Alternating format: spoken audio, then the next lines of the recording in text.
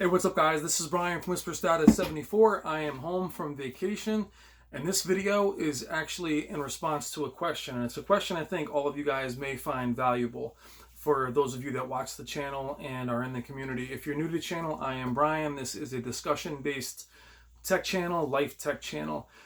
Thank you for all your great comments while I was on vacation. I'm glad some of you guys enjoyed the videos of my old displays, my very first HD displays. I'm still in the process of getting back to your comments. I caught up to the comments 2 days in and released a few videos since then, so I'm a few hundred behind. Thank God. I'm glad you guys are commenting. Thank you. But I'll typically get back to you guys during the weekend. If there's a comment that you guys need answered, you're purchasing a display right now, just resubmit it.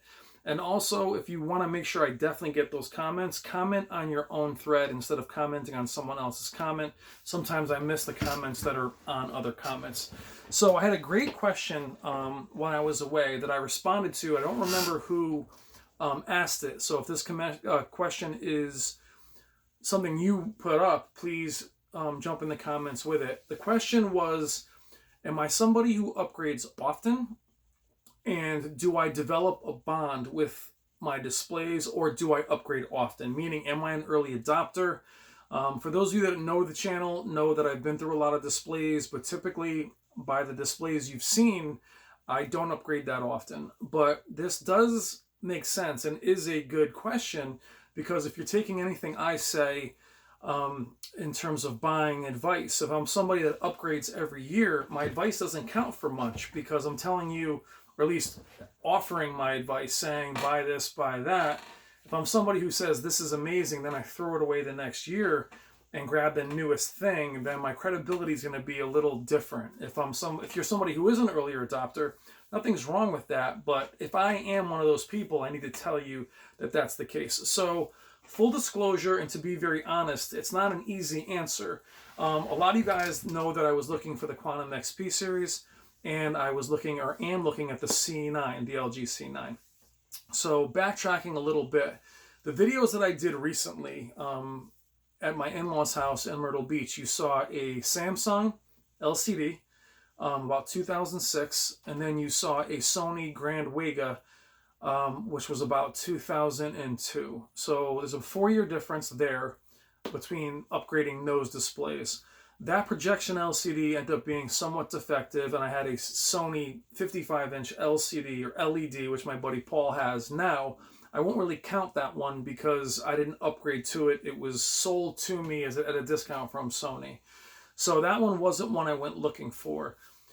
So you have those two main displays, and then I had a Panasonic Plasma that was 2014. And then in 2016, so probably 3 years in between that one, 2015, that was a Panasonic S60. So you're thinking probably every 3 or 4 years I was upgrading. And that was before I started the channel. Then after that, I had 11 defective displays. I don't really count those because I didn't keep any of them. Then my Sony 900E. So you're looking at 3 major display purchases, including the display I currently have. The Sony 900E was 2017. It is now 2019, going to 2020. So as far as developing a bond or keeping them, truthfully, guys, if I didn't have a channel, if I didn't have a YouTube channel, I probably would not be looking. And this is something that I recommend to you guys, especially those of you that just bought displays. If you just bought your display, now this doesn't help me as a content creator or a YouTuber to tell you to stop looking and stop watching videos like this, but it is my advice. If you make a big purchase, as of today, you buy a brand new display, you get it home and you're happy with it. You spend a few $1,000s, you spend a few $100s, whatever it may be. I don't suggest to keep watching display videos. I don't suggest to, think about it this way. You just got married. I would close all of your dating apps and maybe chill with calling your ex-girlfriends or boyfriends, is my advice. My point is, there's really nothing to gain after you buy your display to keep looking at displays. And unless you're interested in it, but to keep looking at the price going down of your current display. So if your display if you buy a TV and it goes on sale a few weeks later, yes, you can get your money back there depending on where you buy. But a few months later, I don't recommend to continue to agonize about the price going up or the price going down. I do suggest you build a bond with that display, especially if it's very expensive and you're not looking to replace it. The thing is, what is your goal? Is your goal to have the display for 3 or 4 years? Some of the comments lately have definitely been about HDMI 2.1. We will do a separate video on HDMI 2.1, which might surprise you as far as what its functionality really is in terms of gaming right now. Maybe in the future with the new consoles, maybe the future of graphics cards. As of right now, none of the NVIDIA graphics cards can do more than 4K 60 through HDMI. They can do it through DisplayPort, which the LG C9 does not have. I will have a video of another channel to lead you there to talk about it. But my point is, what are you upgrading for? A lot of you guys are saying, I'm buying a TCL now for the next year and a half, 2 years, then I'm going to upgrade. That's a solid plan. I'm not spending a ton of money now. What's my ultimate display? For me, guys, if I buy a 77-inch C9, it will be my last display for at least 4 years. That is just, I mean, financially, the display will be between $6,000 and $7,000. I won't be looking to buy another one. My wife would absolutely murder me. There's just no way around it. The 900E was meant to be one that was going to last me. So back to about the 900E. Once I went through that whole 4K nightmare of all these defective displays, guys, if I didn't have the channel, the Sony 900E would be all I would have for at least another year or two. Honestly, to be very honest. HDMI 2.1, while it's beneficial, it's not the thing that I covet as much as many of you. I know the 4K 60 is all I really need, and my computer can do it. My game systems can do it to a degree. I fully believe 4K 60 will be the benchmark. It will be what all these consoles will want to reach. I don't believe they're going to do 4K at 120, at least not for the first 2 or 3 years. GPUs can do it now. They can only do it over HDMI, over DisplayPort. Some AMD cards can do it through HDMI. For the most part, I'm good at 4K at 60, meaning the display I have now is all I need in terms of gaming, in terms of, and we'll cover HDMI 2.1 in another video. In terms of upgrading, I really don't need to upgrade more. I was buying the Quantum XP series for the channel to see how a lower end display could perform. Another reason, which is more personal, was I really was in love with the high peak brightness of some of the displays that I had to return, namely the KS9800 and the Sony 940E, similar to the Z9D. I really love that specular highlight. I love that pop. That a display that is over 1,000 nits, 1,500, 1,600 nits, similar to the 930E. So part of me still really misses that pop and that brightness. That's what makes me look at the Quantum XP series as an alternative. Now, if it wasn't for the channel, would I be looking to buy it? No. I actually would do what I explained to you guys earlier. I wouldn't be looking at TVs at all. I wouldn't be on artthings.com. I wouldn't be watching Vincent. I wouldn't be watching anyone like myself, because in effect, I'd be married. I wouldn't be out there torturing myself with what's better and what's next. I would be faithful. And to the question, I would establish a bond with the display that I have. Not only because it's expensive, but because for me, the 900E is the best all-around display in years. That's my personal opinion. It does everything very well. I am perfectly happy watching it. But being in this community and being part of this community, I am on the pulse of it. I do know what these displays offer, exactly what they offer. So yes, I'm still attracted to it. An OLED is something I've wanted since I got into displays because I feel like it's the closest thing to plasma. Except at the size I'm looking for at 77 inches, that display was $16,000, $17,000. Now they're down to a more realistic $7,000, which isn't really all that realistic. But it's the only reason I'm considering it. Doesn't mean I'm still going to buy one. The Quantum XP series I'm still looking to buy simply because I think it would be good for the channel to see how it actually performs. I won't pay top dollar for it. But back to the earlier question, I am not an early adopter. HDMI 2.1 would be an added benefit to the C9. It wouldn't be something that I would really chase. I do think it's worth the difference between the C8 to have a little bit of future proofing. If my next NVIDIA card past the 1080 Ti or Super 1080 Ti has HDMI 2.1, it would definitely benefit to play older titles at 4K 120 hertz. So, or 120 FPS. Not necessary though, because to me 60 FPS is plenty. And if you're one of the guys that plays PC games at 144 hertz, you're typically playing on a monitor. You're spending a lot of money on your rig. I highly doubt that a lot of PC players are going to buy a $7,000 TV to play faster 4K at a, again, we'll talk about that in the future. In terms of picture quality, as far as the picture quality difference, it was that peak brightness that I'm attracted to. Where displays LEDs are headed is not where I want to go. As far as, yes, I still think that right now Samsung to me clearly won this year with the Q80 and Q90. Why am I not getting those? I'll do a separate video on that, but I have nothing against them. They're excellent. I was looking for Z9D and up in terms of contrast ratio, peak brightness, and local dimming zones. LED is headed in another direction, I think primarily due to manufacturing costs and probably high failure rate and zone count. That is why the Quantum XP series was attractive to me. If Samsung or Sony had a display of equal zones and peak brightness and black level and limited blooming, I would have gone for them. So I guess my thing is, if the Samsung Q9 FN released this year, I probably would have been looking at that for the channel, as well as the Vizio Quantum P series. But again, to the earlier question, 8K, I have absolutely no interest in it at all.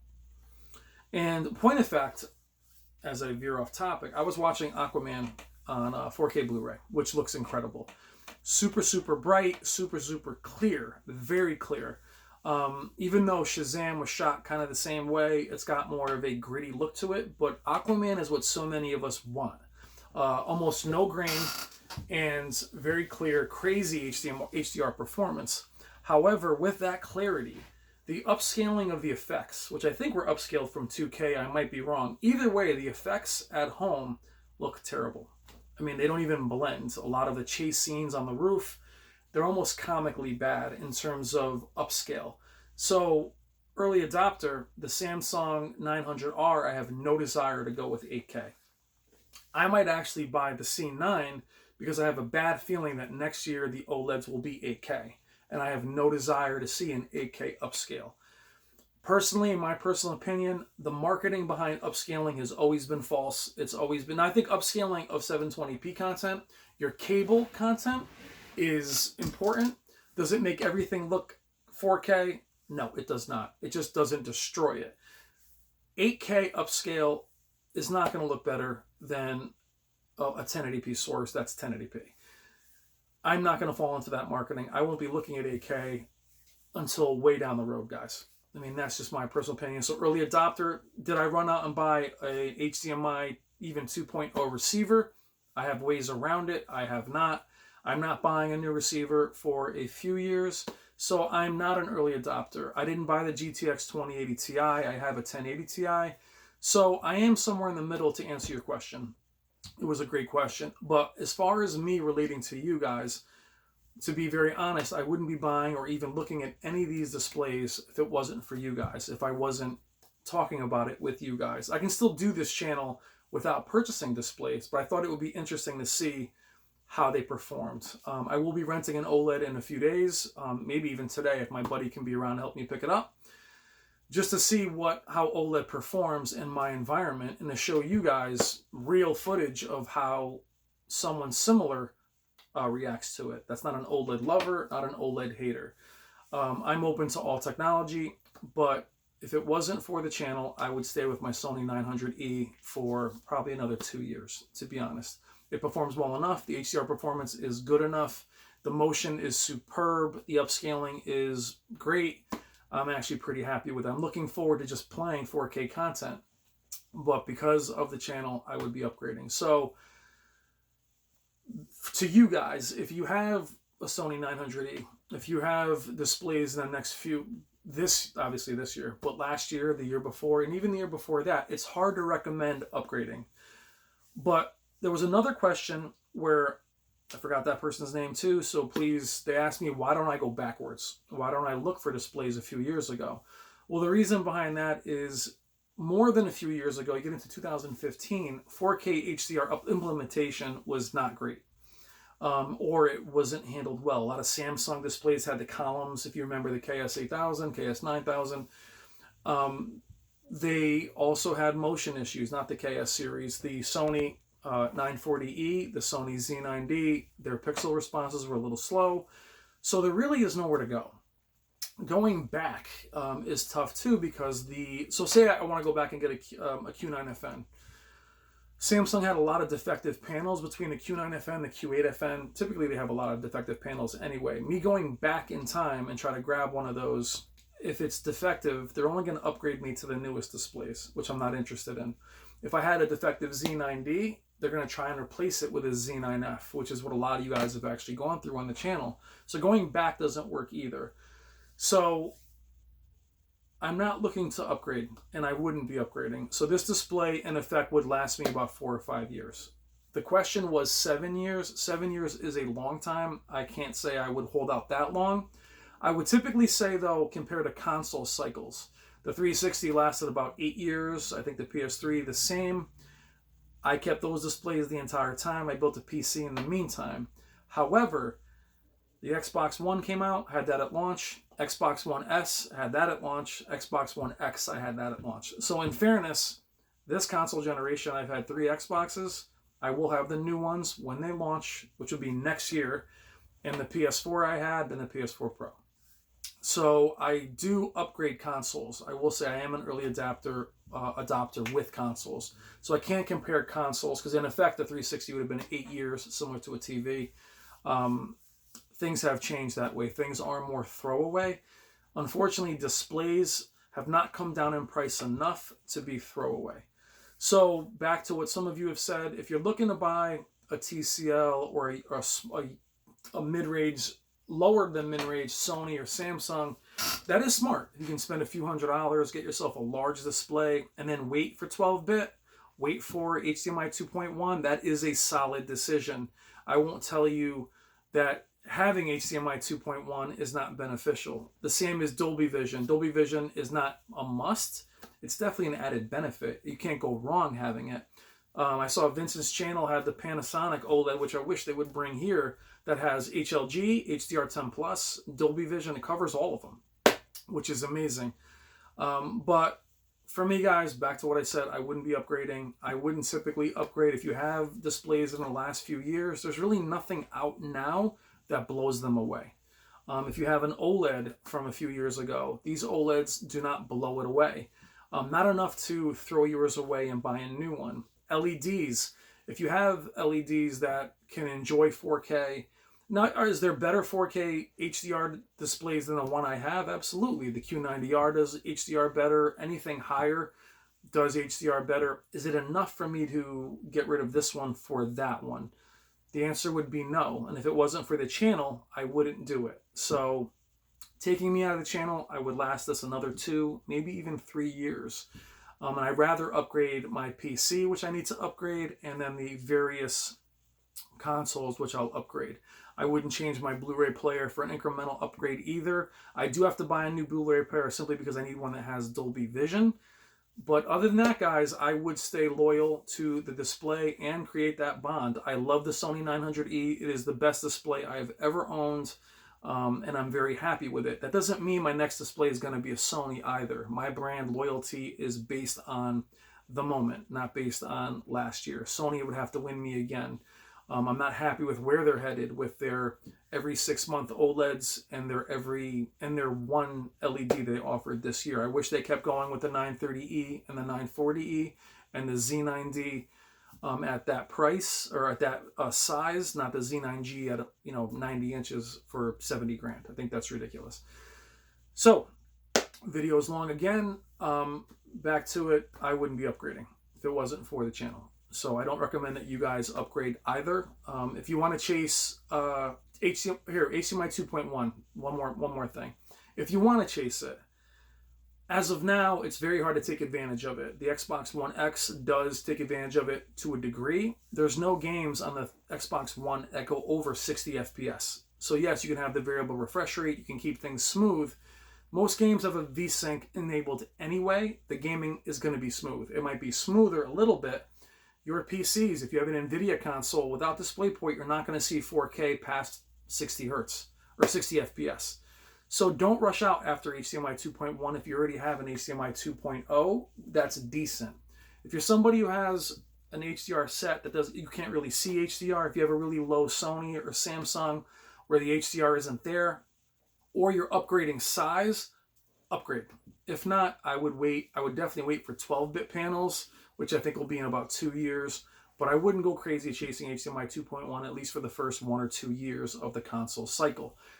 Hope this answers your question. Would I upgrade? The answer is, wasn't for the channel, no. I would actually clear my browser history, and I would be like a married person off the market. I would enjoy my display. I would not. And again, if you buy a new display, guys, don't agonize over price drops. Don't feel the need to defend your display. If you buy a top of the line, you're only going to be top of the line for about a year, and then it's going to knock back down into the next year. I am Brian at WhisperStatus74. Thank you for hanging out for the very long video. I'll be doing more videos shortly, and I will talk to you soon. Take care.